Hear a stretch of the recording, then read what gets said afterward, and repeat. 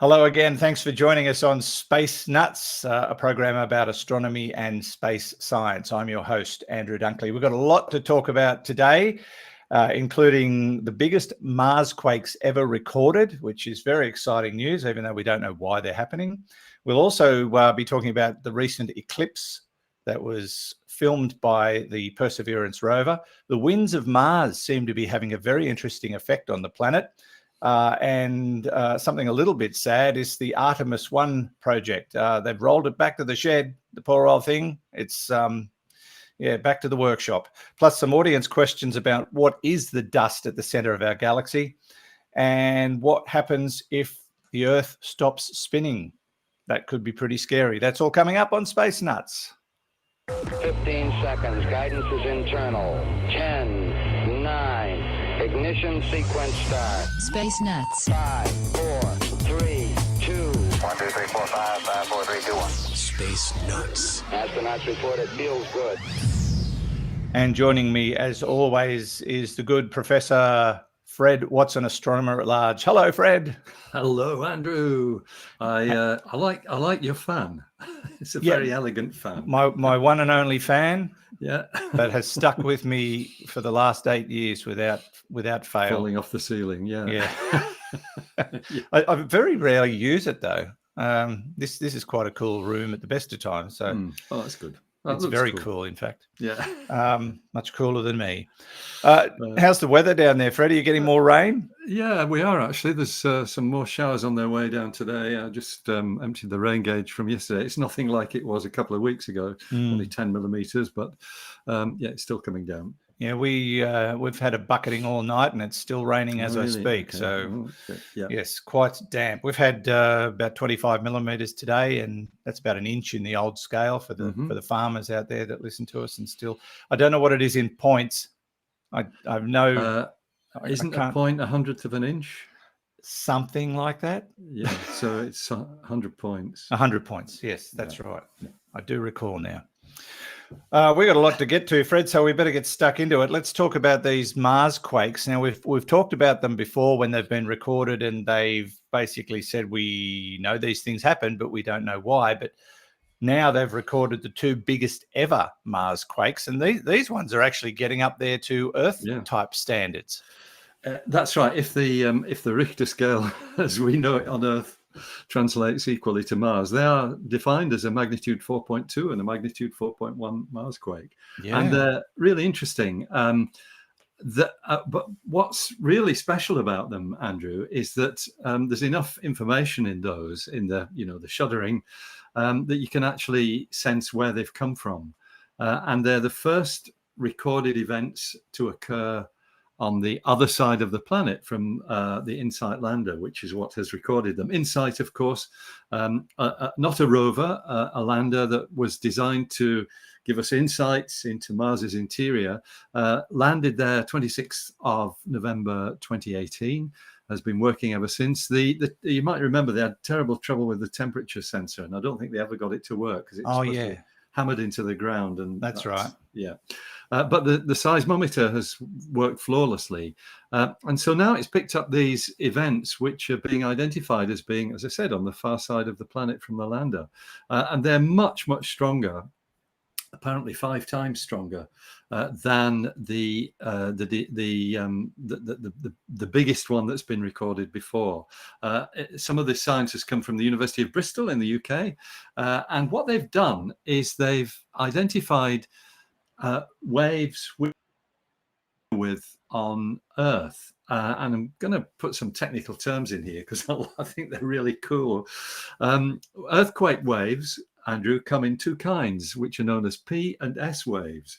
And the P waves stand for pressure waves. So they're a bit like sound waves. They're waves that have a compression in the same direction as the wave is traveling, just like sound waves do in air. So they would be the cause of tsunamis and things like that. Is that right?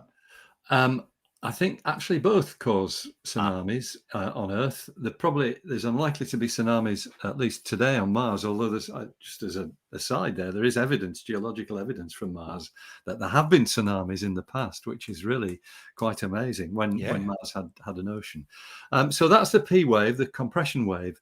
The S waves are what are called shear waves, which are more like waves in a guitar string. It's going side to side rather than backwards and forwards. But these are actually something that, so they are pressure waves and shear waves that have been recorded, but they're actually defined as PP and SS waves. PP, of course, in music means pianissimo, which is very quiet, but actually in seismology, it's a pressure wave that has been reflected back from the crust back down into the interior of the Earth normally, but here we're talking about Mars. So PP waves, pressure waves that have been reflected from the crust, and you might not be surprised to hear that SS waves have been, they're also shear waves that have been reflected back downwards from the crust, which gives them a longer traverse time. And that's, if you've got these reflections from the crust, so imagine a wave propagating through Mars's mantle, which is the layer underneath the crust. It bounces backwards off the crust itself and has a longer propagation path. It means you can see this thing from further away. And there's also something called P-diff waves, which I don't know too much about, but they have actually, they're special because they've crossed the boundary between the core and the mantle. That's deep down in the underlying features of Mars. So what they've done is they've basically analyzed these two shaking events, which are they've got names. I didn't know that they actually named these seismic events. So the 4.2 magnitude is called S0976A, and the 4.1 event is called S1000A. It's a nice round number there. They probably had a celebration for that one, and they were recorded within a month of each other. So similar times. The first one is really interesting because there's enough information in the seismic record that the scientists can actually pinpoint its origin. And guess where it is? I won't blow the whistle because I already know. I read this. You already know, yeah. But I was surprised. Yeah, actually, I was surprised, and then I thought, yeah, that figures. And people are probably going, "Oh, it was Olympus Mons. It's volcanic," but no, it's not. It's quite a long way from Olympus Mons. It's Valles Marinaris or Valles Marinaris, depending on how you pronounce your Latin. The mariner, like a great cleft in the surface of Mars that dwarfs the Grand Canyon. Absolutely dwarfs it.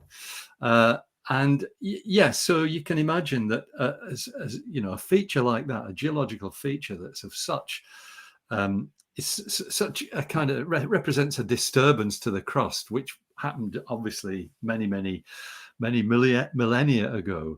But there's probably still geological activity there as bits fall down, and Well, I was going to ask if magnitude 4.2 or 4.1 could be caused by a landslide or something. Yeah, I mean, on a large scale, it could. It's probably more likely a fault, because I think Valles Marinaris is actually a fault system. It's a bit like a rift valley where there's faults on either side.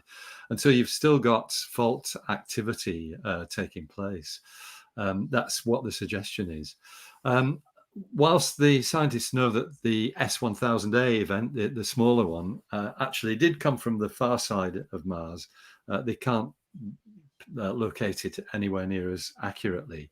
And apparently that one, the second one, has a record. It's a record breaker, even though it wasn't the biggest, in that it's the longest recorded on Mars. The seismic activity, the trembling, if you like, lasted for a whopping 94 minutes, an hour and a half of earthquake. Really? Yeah, it was probably, a bit like the ones on Earth where there's a big shock to start with. Yeah. And you get a few seconds perhaps of rapid activity, but then there's aftershocks, there's things that, the vibration decays slowly over time. That certainly puts to bed the probability of a landslide, doesn't it? I mean, it wouldn't last that long.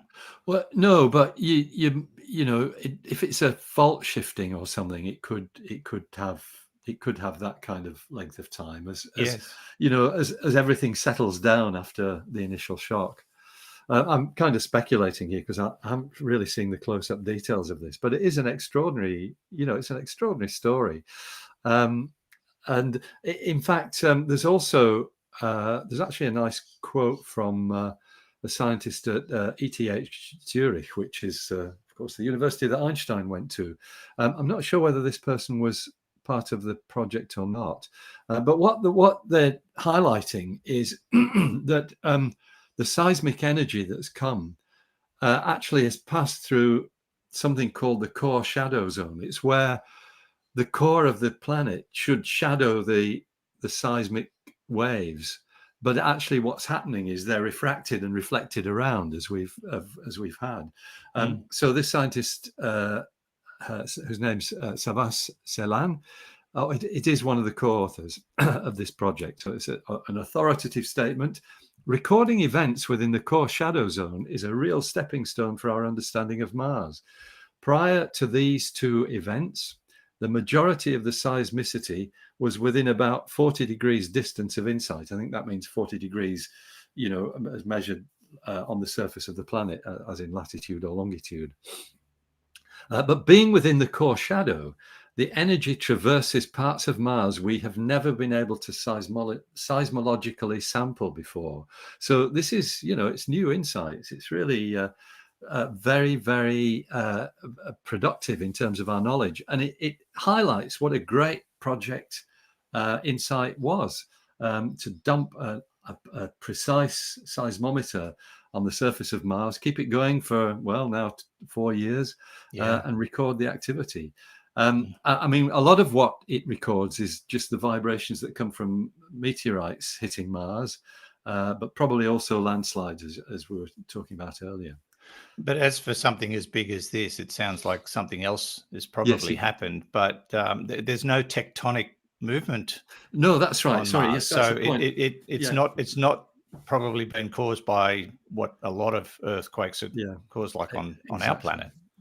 Thank you, Andrew. I meant to say that right at the beginning and I forgot.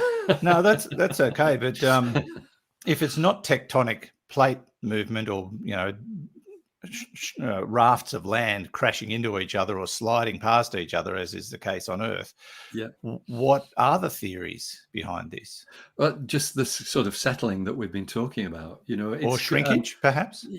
Could be. Yes, that's actually been proposed before as one of the mechanisms for Mars quakes. You're right. I'd forgotten that too. Yeah. So, and that leads to the conclusion, which is correct, that Mars quakes are a lot rarer than earthquakes because we've got tectonic activity. Mars's crust is it's like an orange skin. It's an unbroken skin on top of the planet's mantle. Yeah. Speaking of earthquakes, now that you've mentioned them, I know when there's an earthquake, it's felt significantly in the local area. You know, those places close to the epicenter, with devastating effects sometimes. But do those shock waves radiate around the planet to a point where we don't feel them, but they pass us by? So they go everywhere. Yes. Yeah. And a lot of them travel within the Earth's, you know, within the body of the Earth itself. And it's because of these refractions and reflections that when you pick them up on the other side of the planet, you can actually work out so much about what's going on inside. It's actually how we know about the structure of our planet, with a core, a mantle, and a crust on top of it. It's not by drilling holes; it's by looking at earthquakes. Have you ever been in an earthquake, Fred? Not an earthquake, but certainly I felt earth tremors in Japan, where things wobble. It's not anything alarming. I just remember there's a couple of times I was actually talking to scientists there. We were planning it's a long time ago now, what eventually materialized as the Subaru Telescope, which is their 8.2 meter telescope on top of Mauna Kea. And I remember sitting I was on my own in my room in the accommodation I had, and I thought somebody had walked behind me and shaken my chair.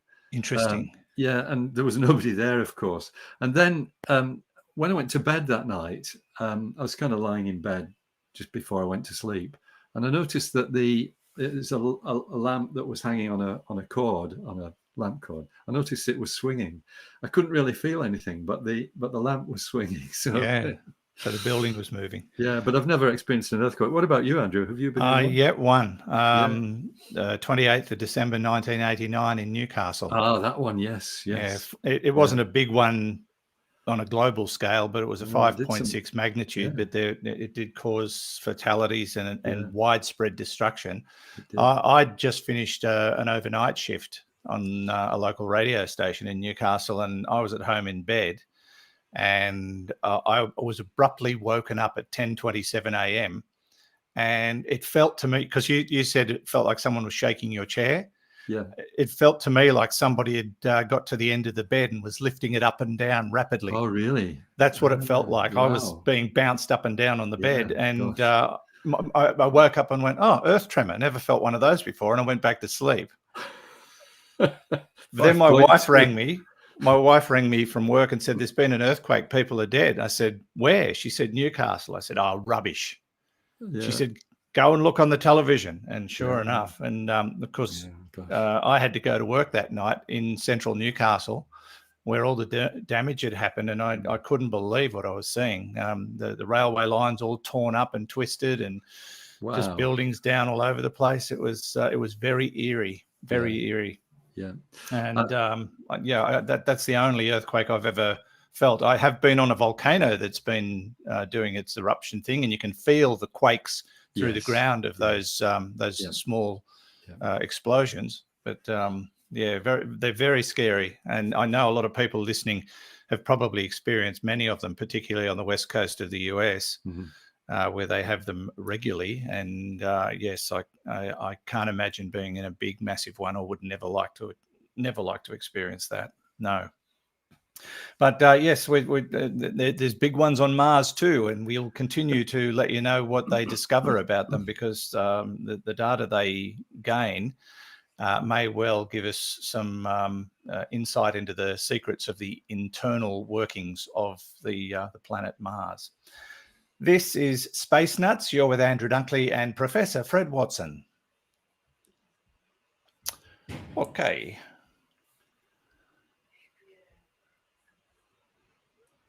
All right. Now, next. Yeah. So we'll just go through these fairly quickly, and that's nice to have a bit of a news channel as well. Yes, exactly. We've got some time to play with, so we don't have to be too quick. But okay. Yeah. All right. We'll see how we go. All right. I'll just hit the link and we should be right, assuming it works. So I have so much confidence in technology, Fred. Yeah. I do as a rule, but I also know its limitations. Okay, 3, 2, 1. There you go. Space Nuts. I'll do that again. Good grief. It took about 10 seconds to fire. Space Nuts. Now, if you haven't been to our website lately, check it out, spacenutspodcast.com or spacenuts.io. They will all lead you to our website where you can read the news, as in scientific and astronomical news.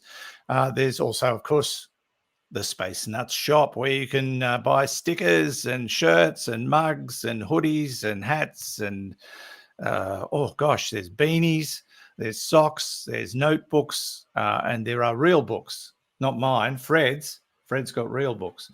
They're all available on the Space Nuts shop at our website, spacenutspodcast.com or spacenuts.io, if you would like to check it out. Maybe you've got a birthday or some sort of an event coming up that you're trying to buy someone special a present for.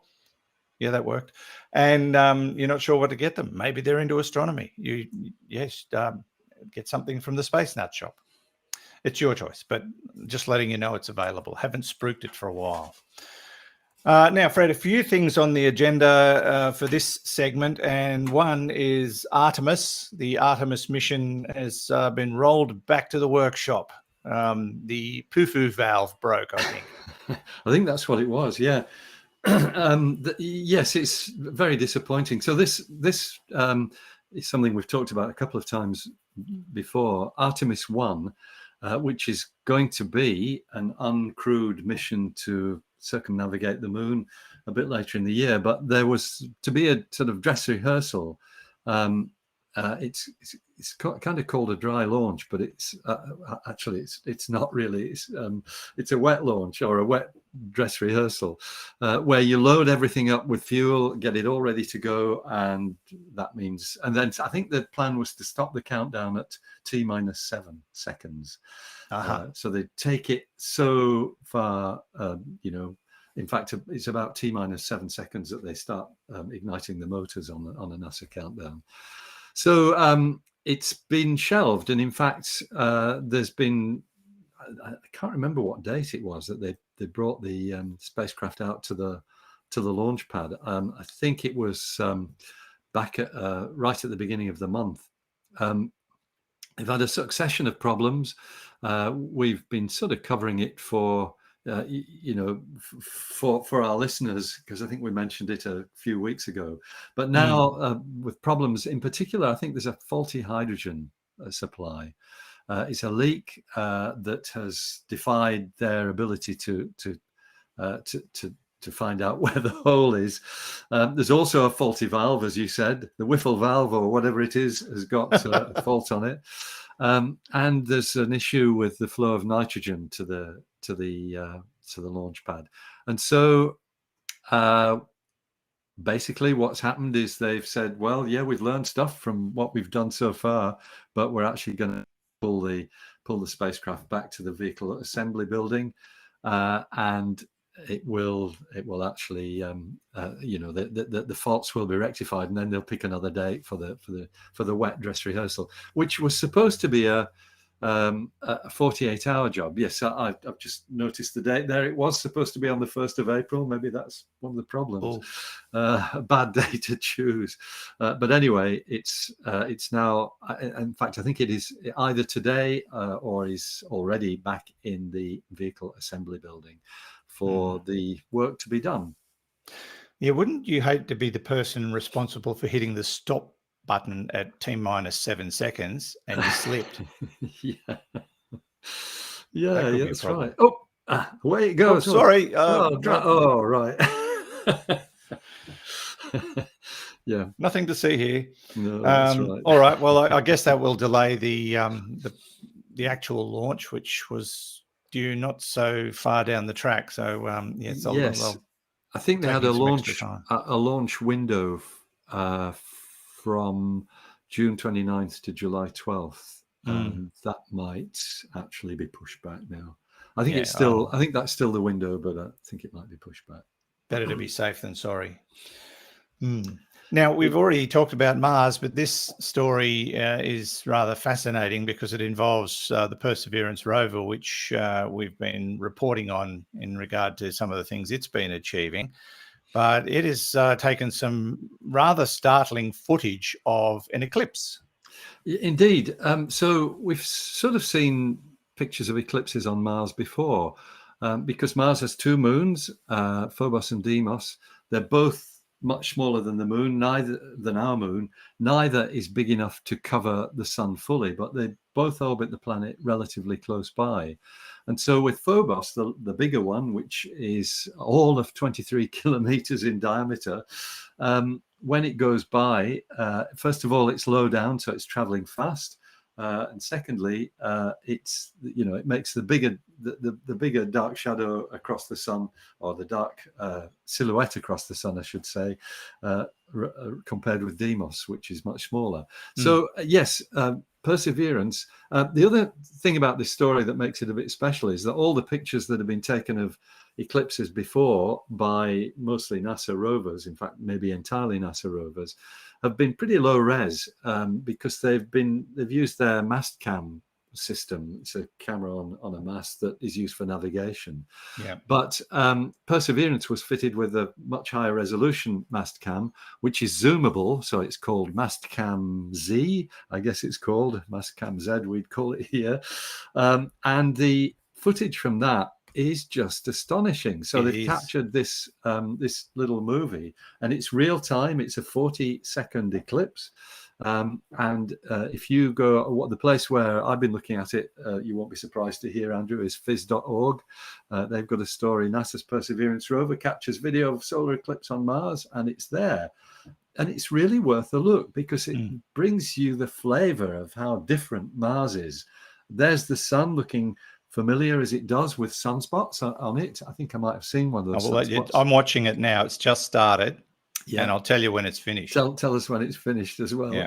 Yeah. And it is. It shows Phobos is distinctly potato-like shape. I'm playing it as well, Andrew. It looks like it just looks like someone's hurled a potato past the sun. Exactly. That's right.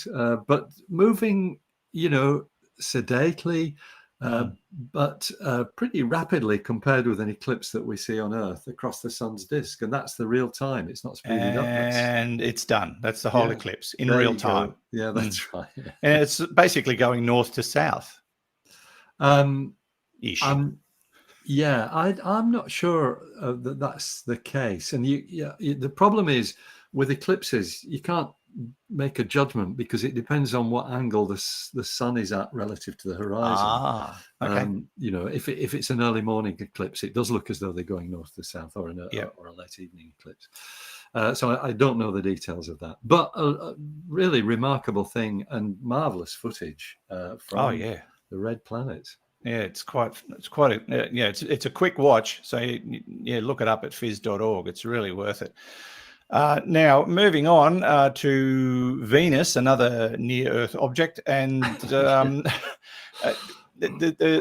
common belief is that Venus should be tidally locked to the sun, but it's not. And now they think they've got a theory as to why. That's right. So, if you think of the moon going around the Earth, the moon always faces the same face towards the Earth. And that's because of this tidal locking process. It's about the gravitational interaction between the Earth and the moon. Likewise,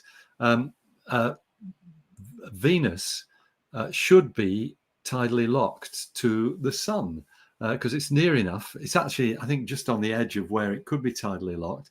But the thinking would be that it should be tidally locked, but it's not. And that's because, it's not been known why it is. I mean, Venus is peculiar because it rotates in the opposite directions from what it revolves around the sun. And in fact, that's true of Uranus as well. It's why we say, why is Uranus upside down? Although Uranus is only tilted just below its orbital plane. So it rotates like a golf ball. When you hit a golf ball, it has backspin. That's backspin. So a very nice way to put it, Andrew. Yeah, that's right. And we don't know why that is. That could have been an impact or something of that sort, but that is the case. It's now thought, though, that what we're seeing here is the effect of something quite different from, disturbances in the early solar system. And that is Venus's atmosphere. That the suggestion, this comes from University of California, Riverside, and I think other institutions as well, that what you've got is an atmosphere on the planet, which we know is thick. Its pressure, surface pressure, is about 100 times what it is here on Earth. It's very hot because it's so near the sun and got this runaway greenhouse effect. But it's also got these huge winds on it. So kind of 400 kilometer an hour winds on Venus, which means that the whole atmosphere travels around Venus once every 4 days, basically. And that's 60 times faster than the planet's rotating. And so the suggestion is that, this significant gas envelope is actually, affecting the revolution. The revolution, it's revolving, of Venus itself. I've got the wrong word there. It's rotation, not revolution. Rotation, yeah. Revolution's it going around the sun. Rotation is the planet's spin. So yeah, the atmosphere is affecting the spin of the planet, and really interesting. A really interesting take on why Venus is so peculiar. Yeah, it's interesting because the sun would be cooking up this atmosphere and creating these winds, and as a consequence of that, it's able to escape tidal lock. Yeah, it's got just enough force to stop the tidal lock being achieved. It's not far off. It's there is so it's 225 days for the orbital period, and I think 243 days is the sidereal period. That's the period that rotation is related to the stars, and the net result of that is the day length is 117 days. But so lots, very strange geometry. So it isn't quite tidally locked, and maybe the atmosphere was just enough to stop that. Yeah, I was just trying to find what the highest wind speed on Earth was ever recorded, and it was April the 12th, 1934, recorded by the Mount Washington Observatory at 231 miles an hour. Oh, wow! Which is 372 kilometers an hour. Yeah. So that's getting up there towards Venusian speeds. Yes, it is. Yeah. Yeah, I don't know what particularly caused that, but that was in the New Hampshire region of the United States. Yes. Fastest wind gust ever recorded on the surface of the Earth. Didn't know that. That's extraordinary. I didn't either. I just found it then. I just wanted to make a comparison. But yes, there have been rare occasions where we've hit speeds comparable to Venus. That's right. The difference is up there it's constant, isn't it? That's right. And it's the whole atmosphere that's doing it. And you can see the effect of that. Actually, some of the images that we've seen from some of the spacecraft in orbit around Venus, which have photographed the atmosphere. There's a Japanese one whose name I can't just pick out of my mind at the moment, which shows these curious features. All you're seeing is the top of the cloud deck on Venus, but when you look at it, you see these sort of linear features that go from one end of the planet to the other, which is telling you that this rotation is global. It's not just a local thing. Is it the Venus Climate Orbiter? It's not called that. No, it's got a Japanese name. I can't read Japanese. So. Well, it probably is then, Andrew. It probably is. Akatsuki. That's the one, Akatsuki. Thank you very much. There you are. I can read Japanese. Yeah. I'm going to throw in a curveball here as well. But it's all Dutch to me, really. Carry on. No, karaoke, is it? Not carry on. The 400 kilometers an hour just reminded me. Did you see that news story about the Czech gentleman who drove his Bugatti along one of the German autobahns at 414 kilometers an hour? I did not, but I'll be looking forward to seeing him on the next edition of Bad Drivers on Instagram. I love that page. I've never seen it, but I couldn't believe it. 400 kilometers an hour on an autobahn. It just beggars belief. Anyway, never mind. How do you keep control? Well, it was driving the top end Bugatti, so yes, but still, that probably does. But I watch Formula One race cars; they don't stay on the track. No, they don't. That's right, they don't. Oh dear. Okay. He survived. I guess he did. That's a good thing. Yes, he did. All right. But yes, nothing like they can achieve on on Venus with the winds they've got up there. Maybe they should take an Alka-Seltzer and settle down. This is Space Nuts with Andrew Dunkley and Fred Watson. All righty then.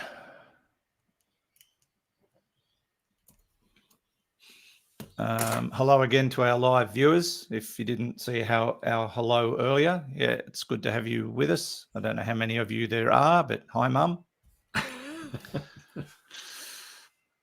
All right, next the Q&A. All righty, I will hit the link and we'll finish this off in 3, 2, 1.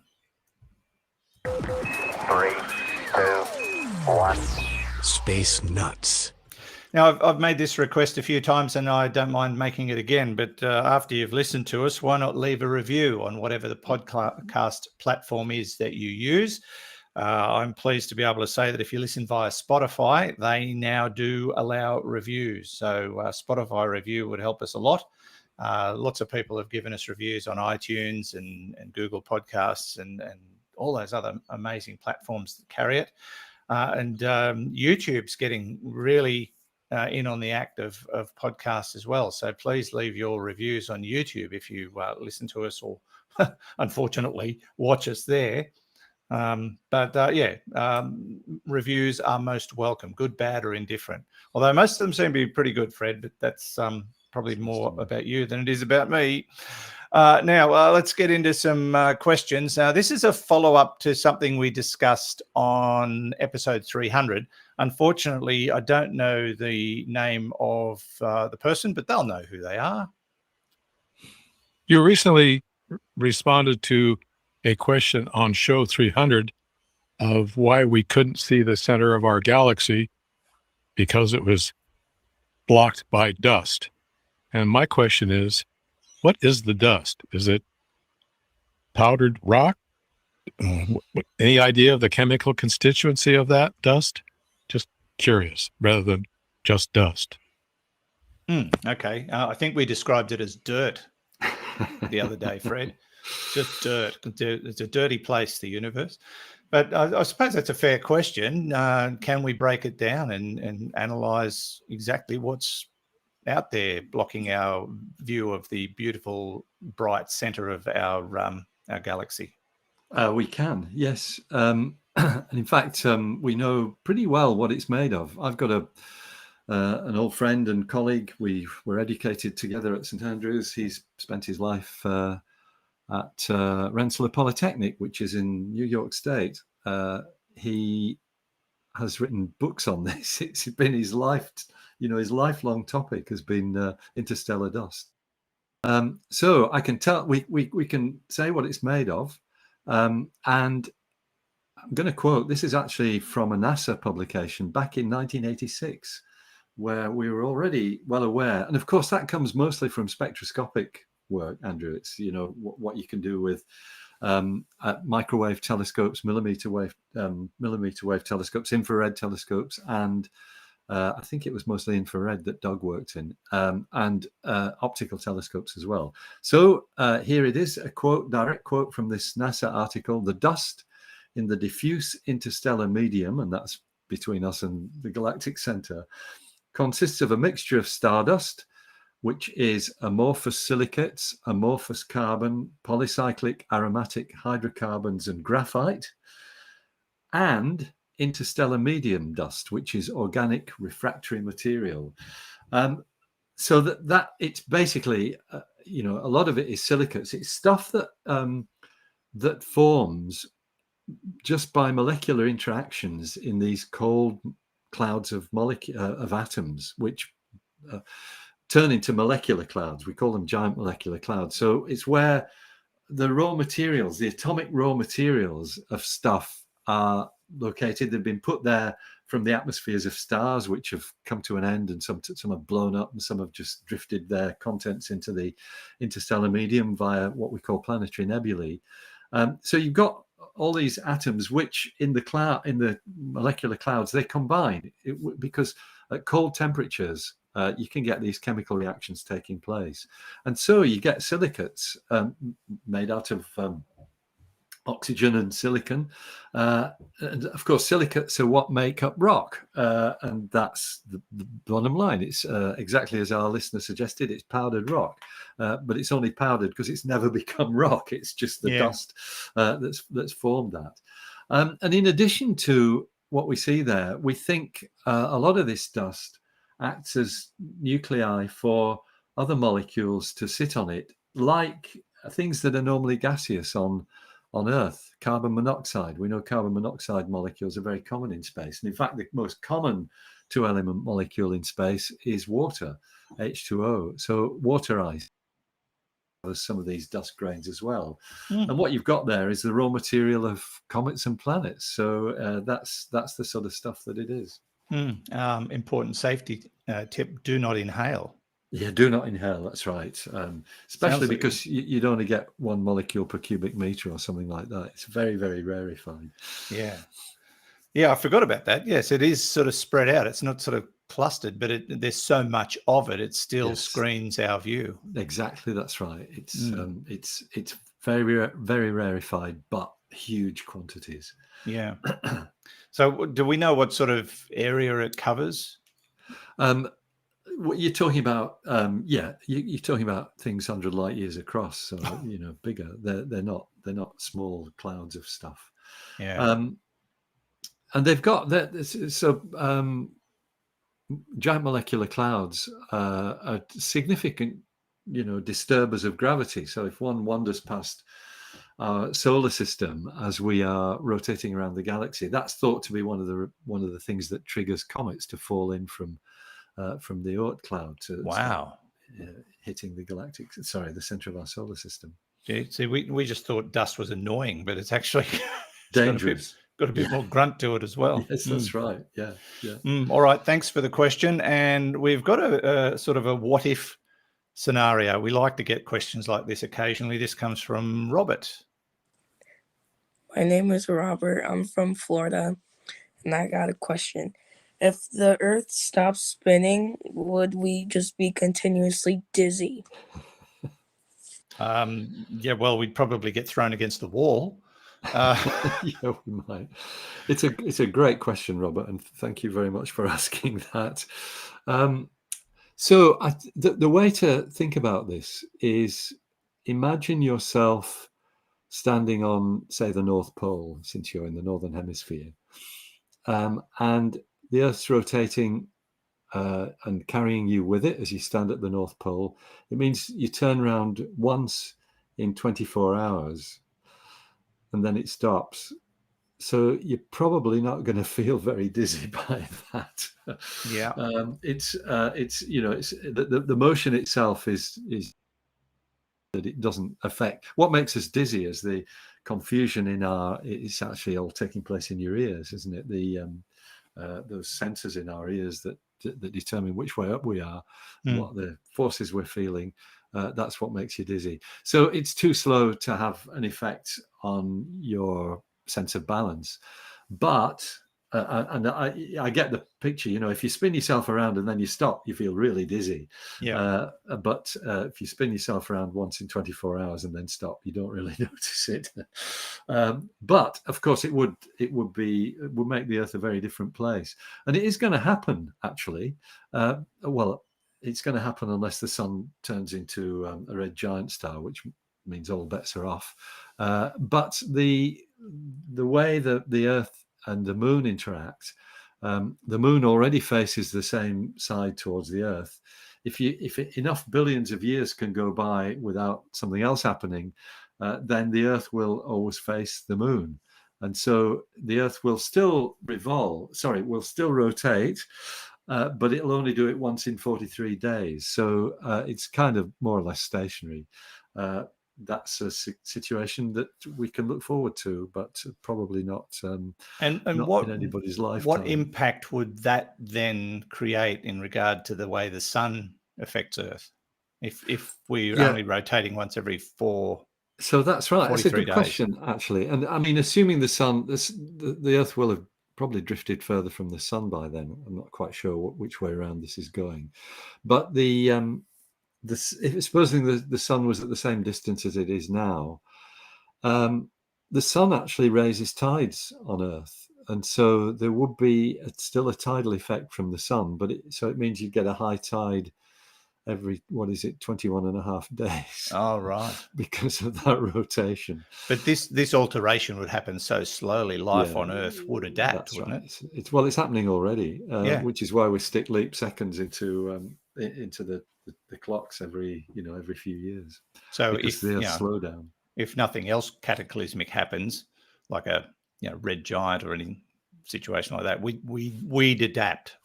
Over time, if we survived long enough to experience this, we would adapt. We would adapt. Yes, that's Yes, it's slow enough for evolutionary processes to be able to deal with it. There you go. I wonder if Robert was also thinking what happens if we suddenly stop rather than get off the spinning object. Yeah, well, that's a different scenario. Yeah, it's like if someone pulled the handbrake, Yeah. we'd probably, it would be a global disaster. Everything would be obliterated, wouldn't it? We'd all keep on going eastwards at, in our case here at our latitude in Sydney, about 1,400 kilometres an hour. Ouch.